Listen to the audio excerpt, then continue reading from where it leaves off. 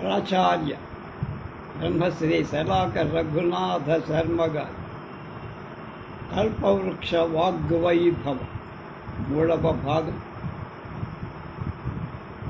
9/6/26. దశరథ పుత్రోత్సాహం. పుత్రుడు పుట్టాడని హృదయంలో కలిగే ఆనందపు పొంగును పుత్రోత్సాహం అంట. ఎంత చెప్పినా దానికి ఒక నిర్దిష్ట రూపాన్ని మాటలలో కూర్చటం సాధ్యం కాని పని. అటువంటి దాని అవర్ణనీయం లేక అనుభవైక వేద్యం అని శ్రీమద్ రామాయణ కల్పవృక్షంలో దశరథుడి అటువంటిది కలిగిందని కవి చెప్పిన ఘట్టం పాఠకుల రసవీధులలో విహారం చేయిస్తారు. లోకంలో సాధారణంగా అటువంటి ఉత్సాహం పుత్రుడి పుట్టిన తరువాతే కలుగుతుంది. అది కూడా సరైంది కాదు. జనులు ఆ పుత్రుడిని కనుగొని పొగడగా పుత్రోత్సాహం నాడు పుత్రుల సుమతి అని బద్దె పూపాలుడు సుమతి శతకంలో చెప్పు. నిజమే, కానీ ఉడతాడు అనే ఒక ఆశా కిరణం అలా తడుక్కున మెరిసేసరి దశరథుడు పొందిన ఆనందపు ఉద్వేల తరంగం అతన్ని తానెవరు, తన గాంభీర్యం ఏ స్థాయిలో ఉండాలి మొదలైన విషయాలను స్మృతి పథంలో నిలవకుండా చేసి ఆ స్థితిని విశ్వనాథ అభివర్ణించిన తీరుని గమనిస్తే కవి తానే దశరథుడు అయిపోయాడా అని మనకు ఆ విధంగా అయిపోవడం కల్పవృక్షంలో నిజానికి నిలువెల్లా ఉండటం వలనే అది సహృదయులందరికీ రససుధను పుష్కలంగా పుట్టిద బంటిగా అందియగలుగుతాడు. సుమంతుడు దశరథుడి చేత అయోధ్య తీర్థ దర్శనం చేయించాడు. తన పాలనలో ఏ అధర్మం లేశమాత్రమైనా లేదు స్వయంగా చూసి తెలుసుకొని దశరథుడు సంతృప్తి చెంది మంత్రులకు కొంత ఊరట కలిగి, కానీ రాజు మళ్ళీ దుఃఖపారవశ్యంతోనే ఉండిపో. మంత్రుడు మళ్ళీ సానుభూతితో సతమతమైపో. మళ్ళీ సుమంత్రుడు రాజును ఊరడించటానికి తోలే. అతడు వచ్చాడు అన్నాడు. నిద్రాహారములెల్లమాని గృహరి నీ మంత్రుడు గాఢ సుఖద్రువు సంభవ దష్టులై వెలికలుంగా చుట్టుకొంటున్నను. భద్రా కొమ్మని పంచిరిందు మరలను పాలింపవే నీవో యక్షుద్రాత్ముండ యజ్ఞికుండవు నిదాలోకంబుని లేకుండవు కదా శోకంబు నీకేతికి. రాజా, నీ మంత్రులంతా తిండి తెప్పలు లేక నిద్రలేక గాఢమైన శోకమనే సర్పం కాటేయగా వెలుకలు చుట్టుకొని లొంగ చుట్టుకొని పడిపోయి ఉన్నారు. నన్ను బతిమా మళ్ళీ నీ దగ్గరకు పంపారయ్యా. మమ్మల్ని పాలించవయ్యా మహాప్రభు. నువ్వు ఏ నీచాలోచన లేని మహాత్ముడు యజ్ఞికుడం. అలాంటి నీకు ఈ శోకం ఎందుకయ్యా అని కవి సుమంతుడి మాట. తీర్థ దర్శనం చేయకముందు కూడా సుమంతుడు అలాంటి మాటలే అంట. కానీ తానేదో అధర్మం ప్రజల పట్ల చేసి ఉండటం వల్ల ఆ పాపం ఇంకా పాపలు లేని తనంతో తను శిక్షించి ఉన్నది అనే భావనతో ఉన్న దశరథుడి అప్పుడు కలగని స్ఫూర్తి ఇప్పుడు హఠాత్తుగా కలిగి 50 పద్యాల ప్రయత్నం చేశారు. ఇప్పుడు దశరథుడి తాను అనుభవిస్తున్న శిక్ష కారణమనుకుని తొలగిపోగా సుమంతుడు అన్న రెండు మాటలు దివ్య రసాయనాలుగా పంచే అక్షుద్ర ఆత్ముడ యాజ్ఞికుండడు. క్షుద్రమైన భావం కలికానికి కూడా కానరాని వ్యక్తి యాజ్ఞికుడైతే, యజ్ఞం చేసేవాడైతే కోరిన ఫలం కొంగు బంగారం కావడం పద్యం అనే స్ఫురణ అతని హృదయంలో మెరుపులాగా దివ్య దీప్తులను లేదు. ఇక్కడ కవి ఒక గొప్ప సంప్రదాయ రహస్యాన్ని మనకు ధ్వని మార్గంలో చెప్పారు. పూజలు, పునస్కారాలు, యజ్ఞాలు, వ్రతాలు చేసిన వాళ్ళకందరికీ వాటికి అనుగుణమైన వారు కోరేటువంటి ఫలితాలు కలిగిస్తున్నాయా అనే అనుమానాస్పదమైన విషయం. ఎందుకని అంటే క్షుద్రాత్మత వలన. అంటే ఆవగిందంతా కూడా లేనివాడు చేసిన యజ్ఞం మొదలైనవ కోరిన దానికంటే 1 రెట్ల ఫలితాలు నిస్సందేహంగా ఇస్తుంది.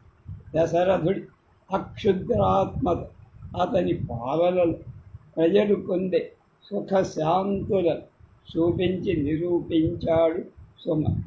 దశరథుడి ఉద్వేగం కొద్దిగా తగ్గింది. అదే తెర తొలగిపో. ఆ దశలో సుమంతుడైన అన్న యాజ్ఞికుండం అనే మాట అతనికి ఆనంద ఉద్వేగంతో అతలా పుట్టదని చేసింది. అతని త్రికరణాలు భక్తశక్యంగా పరిధిలో తిరుగు మాటలు అతి వేగంగా నోటి నుండి వస్తాయి. ఏమయ్యా సుమంత్ర, ఇంకా ఇక్కడే నుంచున్నావేమిటయ్యా? మంత్రులందరినీ వశిష్ఠ వామన దేవుల నీ దాసుడు దశరథుడు రమ్మంటున్నాడు, సాధారణంగా తీసుకురా. నా శంకలన్నీ పోయాయి, రాజుకు సంతానం కలుగుతుంది, నో ఫియర్, ఇక భయం లేదా. సుమంతుడు ఇంగితజ్ఞుడు కనుక ఏమనుకోవాలి. కానీ మరొక ఏ బ్రాసి అయితే అదేంటండి అలా అంటారు అని మరేం చెప్పకుండా ఇక్కడ ఇంకా నుంచున్నావా అనటం ఏమి ధర్మం? ఇలాగా ఏదో వాగేస్తారు. కానీ సుమంతుడు రేని ఉత్సాహంబు చూసి సంతోషి అయి మంత్ర పురోహితులు పిలవటానికి వెళ్ళారు. ఈ విధంగా దశరథుడు వాక్కరణపు పారవశ్యాలు మనకు కవి ప్రత్యక్ష కల్పం చేసి తరువాత దశరథుడు సోద్వేగి అయి అంతిపరంబు చే కల్లంబు హల్లకపాని నూతి బాష్పంబు లొరల కూర్చున్న కౌసల్య సబ్బలు పూని లేపి నిలుచుండవి కన్నులుంచి బాలకాండ ఇస్తిఖండంలో 86వ పద్యం.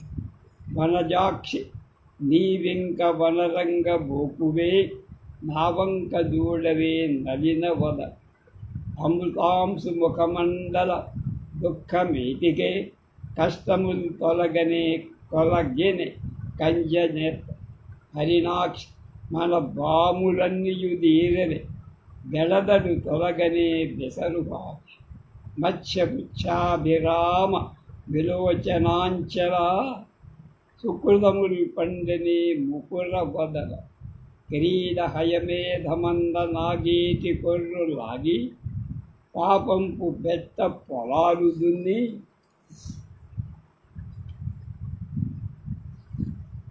దివిజ తర్పణమంద బోధియలు తవ్వి మంచి సుతులను శాలి పండించే రైతు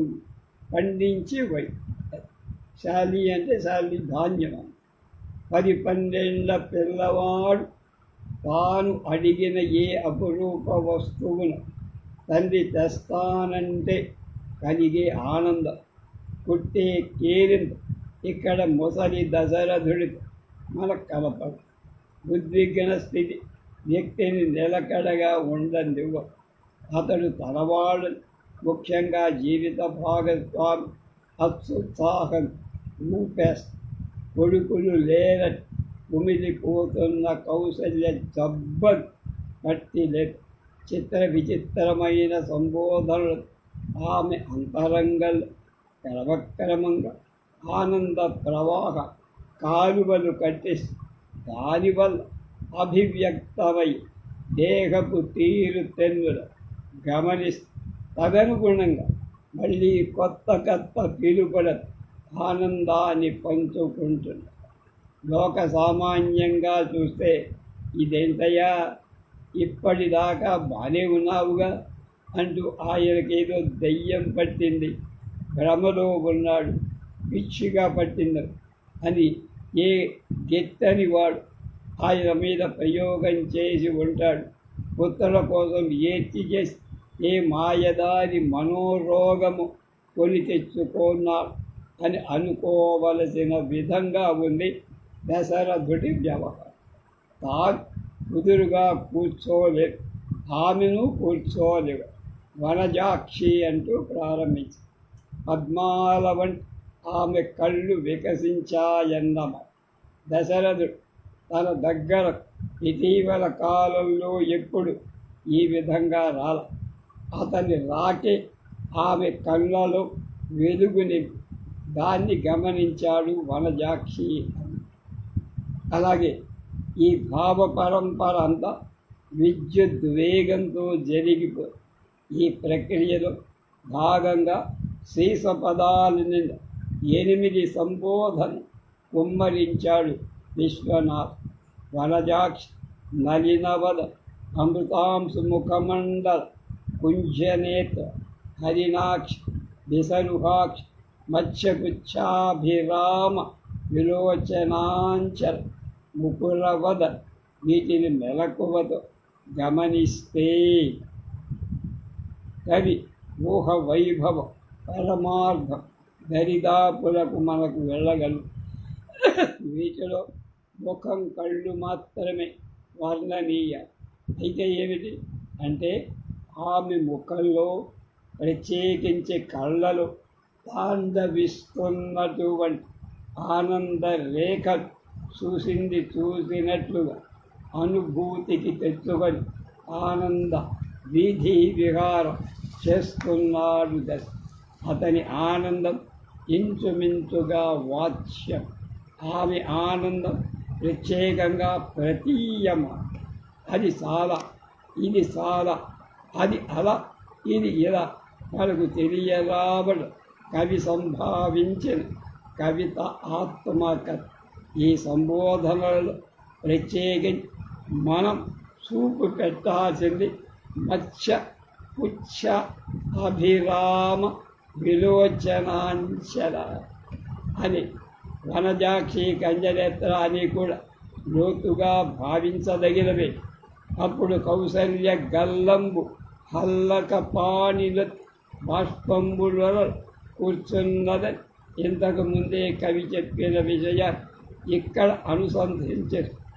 ఆమె మోహం ముఖం ఆర్ద్రమై అందులో కదలాడుతున్నాయి కళ్ళు. ఆ కదలి చేపతోక కదలికల పరమ మనోజ్ఞంగా. అంతేనా?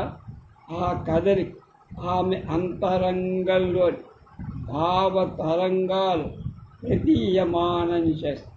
అంటే ఆమె భవిష్యత్తులోకి వెళ్ళిపోయి పుట్టబోయే శ్రీరామచంద్రుడు ఉదయంలో పదిలంగా పట్టుకొని పొంగి వస్తారు.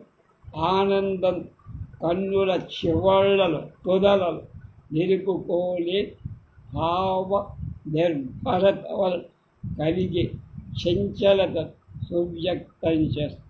పట్టుకున్నాడు దశరథుడు. పదబంధంలో దాన్ని భద్రంగా పెట్టుబడి సంబోధి. నిజానికి దశరథ తాదాత్మ్యం పొందిన విశ్వనాథ తను అనుభూతిని రసార్థం చేసి తెలుగు హృదయాల సహృదయం అందించి అది కల్పవృక్షమని నిలువెల్లా రసాత్మకత.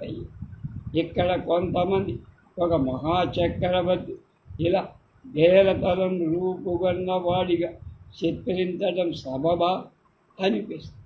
అది బేలతనం కాదు, మానవ.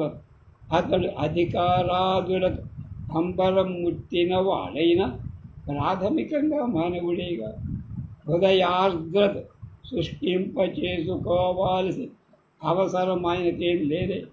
అందులో అంతఃపురం అర్ధాంగి దగ్గర అస్సలు లేదు కనుక అనౌచిత్యం అణుమాత్రం కూడా లేదు అని మనం గుర్తించాలని మనకు చెప్తున్నారు శలాకవారు. వాల్మీకి మహర్షి ఈ స్వభావాన్ని పరమ రమణీయంగా, పరమ గంభీరంగా అభివ్యక్త మొట్టమొదటగా దశరథుణ్ణి పరిచయం చేస్తూ యజ్వా ధర్మరత వసి అన్న పదాలు నిక్షేపించాడు బాలక. సనిశ్చితాం మతిం కృత్వా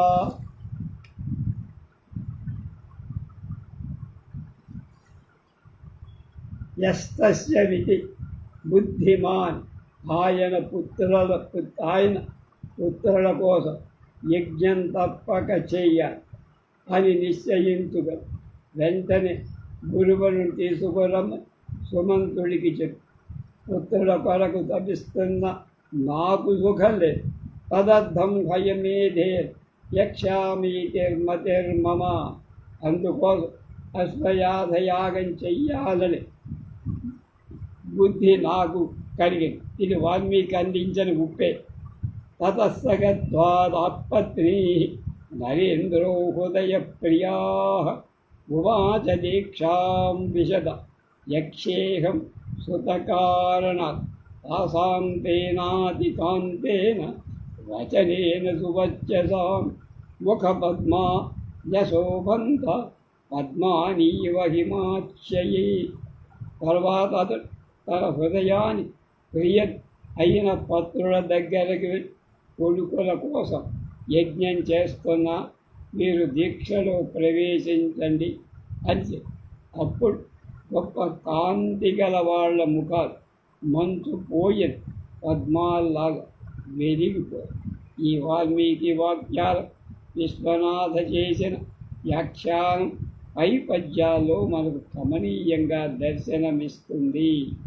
రేపు దశరథుడు వశిష్ఠుడు వాళ్ళ గురించి ఏం చెప్తారో రేపు చూద్దాం.